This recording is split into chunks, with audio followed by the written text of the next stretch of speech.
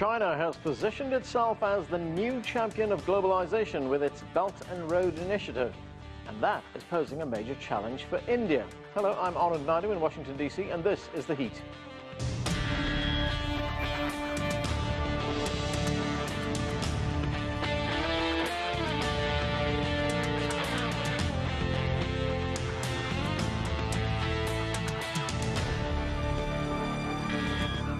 Optimism for Indian-Chinese relations were high when Narendra Modi was elected India's Prime Minister in New Delhi 3 years ago. Chinese President Xi Jinping welcomed the Indian Prime Minister to his hometown of Xi'an in 2015 after visiting Modi's home state of Gujarat. At the same time, both leaders pledged to reset relations. But those hopes have since faded. India did not participate this month in China's Belt and Road Summit over criticisms of the China-Pakistan economic corridor. The corridor links China's Xinjiang region to Pakistan's Gilgit-Baltistan region, which India claims is part of the state of Jammu and Kashmir. At the summit, Chinese President Xi Jinping urged world leaders to reject protectionism. In a world of growth, interdependence, and challenges, no country can tackle the challenges or solve the world's problems on its own. Individual countries need to coordinate economic policies and make good use of economic factors and development resources on a greater global scale. Well, let's get to our discussion right now. And our panel joining us in the studio is Haiyun Ma. He's an assistant professor at Frostburg State University and the founder of the Zhenghe International Peace Foundation. Also with us is Sourabh Gupta. He's a resident senior fellow at the Institute for China-America Studies. In our newsroom, Ronce Almond is a partner at the law firm the Wicks Group, and Moeed Yusuf is an associate vice president of the Asia Center at the U.S. Institute of Peace. Thanks to all of you for joining us. Haiyun Ma, let me start with you. Now, as we know, the Belt and Road Initiative is an ambitious project initiated by China, more than 60 countries involved around the world. But the country that's absent, another big economic powerhouse in Asia, is India. Does it impact Beijing's overall goals for the region in any way, the fact that India is not there? To some extent, I would say yes, because India is at least one of the BRIC countries, one of the regional power in South Asia. So I think this time India really in epicenter from this summit, and China really tried to persuade India to participate. I would think maybe in future India will join this initiative. So what is behind India's reluctance to embrace the Belt and Road Initiative? I mean, we have the two leaders, Xi Jinping and Narendra Modi. Initially, they got on very well. There was a very cordial relationship. And surely there are benefits that India can accrue from membership of or participation in the Belt and Road project.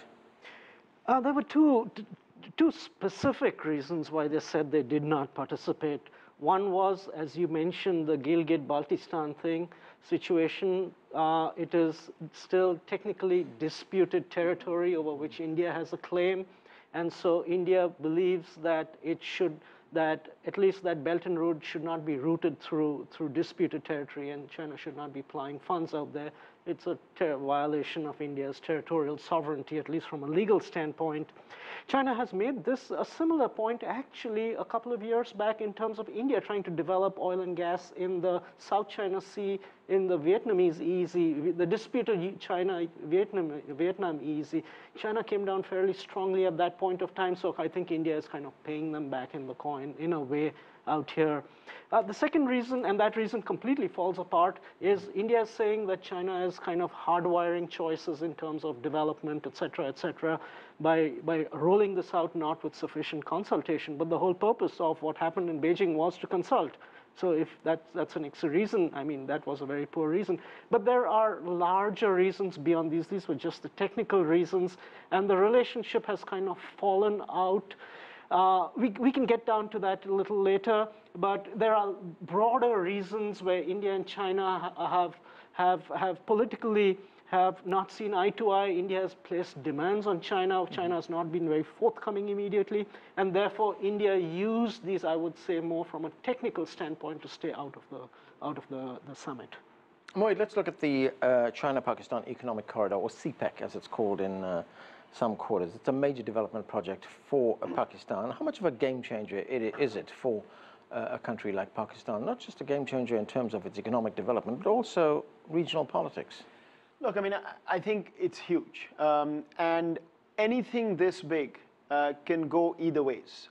If it's done right, I think it does change the game for Pakistan, both economically, but one of the reasons that India, I think the Gilgit-Baltistan part is the technical reason, and that's correct, but it's really about strategic competition. This is China's opening outside of the South China Sea, which is of course sort of the Gordian knot in some ways.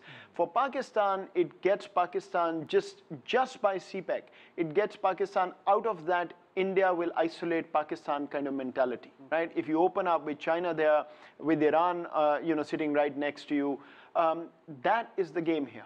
And for India, quite frankly, to raise this concern makes perfect sense if you're looking at it from that strategic point of view. Now, internally, Pakistan has a big challenge. Because if Pakistan does not get this right in terms of its own provincial discord and the problems within, you could very quickly see some of the alienated parts of Pakistan already, Western Pakistan next to Afghanistan and Iran, which is already unstable, with more problems created. So I think Pakistan is trying to isolate this problem from the India-Pakistan problem. But for India, it makes perfect sense to look at this as a competitor and create issues in terms of whether China or Pakistan or Kashmir or whatever it is. And Moeed, when you say if Pakistan doesn't get this right, what are the risks for Pakistan here? I think it's huge. Quite frankly, the whole idea behind this, Anand, is that Pakistan gains economically to stabilize itself. That's the Chinese way of looking at it.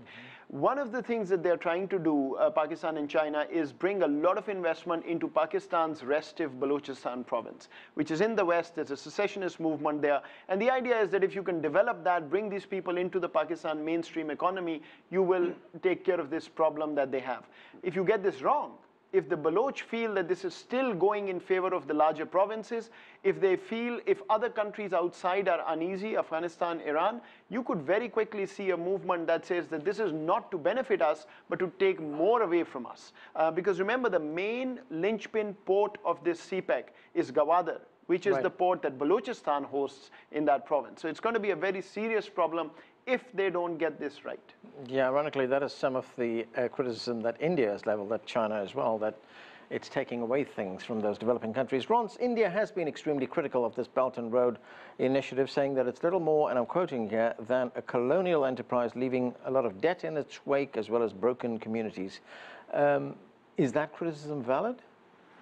Well, Nan, thank you for that question. And I think that criticism underlying that is perhaps a grievance that goes back a number of years, perhaps back to 1962 during the Chinese-Indian War up in the Himalayas. And I think what we're seeing in the region is really, in this debate in particular, is a dynamic mix of interdependence and competition. And which is unfortunate in a way, because China and India are going to be two of the major architects of the 21st century. So if they can be on the same page to build that century together and cooperate together, they can make the world the way they want it to be. But we have to be aware of the structural forces that are underlying a lot of this debate and a lot of this criticism. Of course, we talked about the shared unsettled border and the line of actual control that stretches from Kashmir all the way to the eastern Himalayas. We have Pakistan, of course, which in Delhi's mind represents an immediate nuclear threat, but also an unconventional and as well as conventional threat. And of course, then we have the spheres of influence. I mean, we're talking about India and China here. These are elephants residing in the same neighborhood. And so whether you're in Nepal or Sri Lanka or Bangladesh, these are areas of potential contestation between the two parties.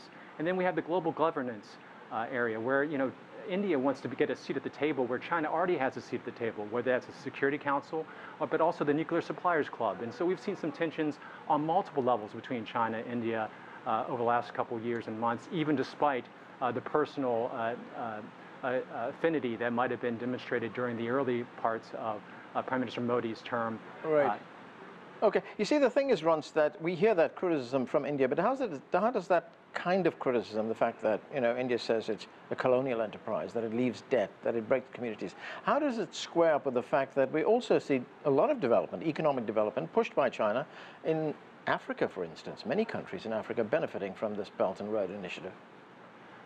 You raise a very good point, Anand, in the sense that there's countries desperately out there in the developing world that need these infrastructure projects, that need foreign direct investment that the Belt and Roads Initiative is promising to provide. So it really is, in a way, a one-sided criticism, and we have to, of course, it's up to China to implement, and these participating countries to implement these projects in a rational way. Obviously, we don't want white elephants laying on the beach somewhere, and without the ports developing, without the train infrastructure developing. So yes, there's some merit of risk here, but it's desperately true that there's many developing countries that need this foreign direct investment, that needs this expertise that China can provide in terms of infrastructure development. Right. Haiyun Ma, the Indians have also complained about issues of sovereignty and territorial integrity. That's a reference, of course, to the fact that the Belt and Road Initiative goes through disputed territory, internationally disputed territory, Jammu and Kashmir. Are these valid concerns that the Indians have, and is China sensitive to it? I would say it's really hard to do that because when India claim Kashmir, as part of Indian territory, you really have no international legal foundation, simply because India did not rule this territory as other disputed territory, simply because after 1947, Pakistan occupied this part, India occupied this part, right? So both sides really have no foundation to claim each other's territory. Second, I would say if you look at China and other countries, you always separate politics from economy. Yeah. After all, this is an economic project. This is not really about politics. And India tried to mix economy with politics. And also, if you look at India's concern about Kashmir and CPEC project, actually, I would say this goes through Kashmir region, which basically benefit local population, not really benefit Islamabad or other regions. So that's why even from local perspective, I would say India cannot really justify its concern about CPEC in Kashmir or through Kashmir. Right. So this calls into question, the relationship between countries, economic relationship and political relationship. Countries might have differences, deep differences on political issues, but sometimes those things are trumped by economic concerns. They're prepared to do business with each other. And we find that here, don't we? China is India's biggest trading partner. We do find it, and there's a certain irony out here because we're talking Belt and Road, and Belt and Road encompasses many projects, many different types of projects. And these projects are not just pure connectivity projects. It is on the trans-border connectivity project that India has a problem out here in CPEC. But there's going to be a lot of power plants and rail lines and all, which from the Chinese perspective is under the umbrella of OBOR, under the Belt and Road, and which is happening in India. On top of that, India is the second largest shareholder in the AIIB. India has an equal shareholder in the New Development Bank, the BRICS Bank.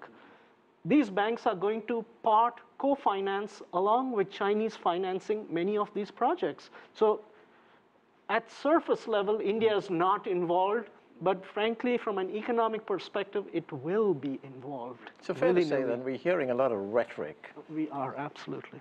Okay. Moeed, I want to get back to what you were talking about earlier on, that the risks that Pakistan could face being involved in these projects.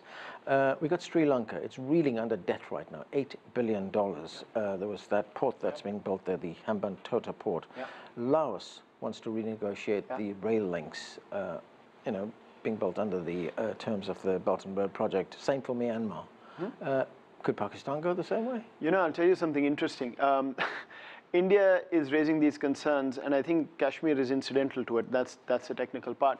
But in Pakistan, there's a debate, including in the parliament, which is argued that Pakistan needs to be careful, the government needs to be more transparent, lest this become what they call the East India Company. Now remember, the East India Company was sort of how the British came into the Indian subcontinent and then finally became colonizers. And what that points to is exactly this. Their worry that they don't know enough about how the financing is happening, how the insurance premiums are going to be paid, what the deal is between China and the Pakistan government, and ultimately, is Pakistan going to be left with a lot of Chinese labor building these good projects, useful projects, but with a debt that it would have to then service through whatever means it does. So there's very much that concern there. Anand, the interesting part in the irony here is that South Asia benefits if this very important north-south corridor of CPEC connects with the east-west corridor through India, Pakistan, Afghanistan onto Central Asia and East. If India and Pakistan don't see eye to eye, you don't get that optimization. And actually, at the end of the day, I would argue that India loses more than Pakistan because the north-south will still be built. And so I tend to agree with the panelists here that I think you've heard rhetoric.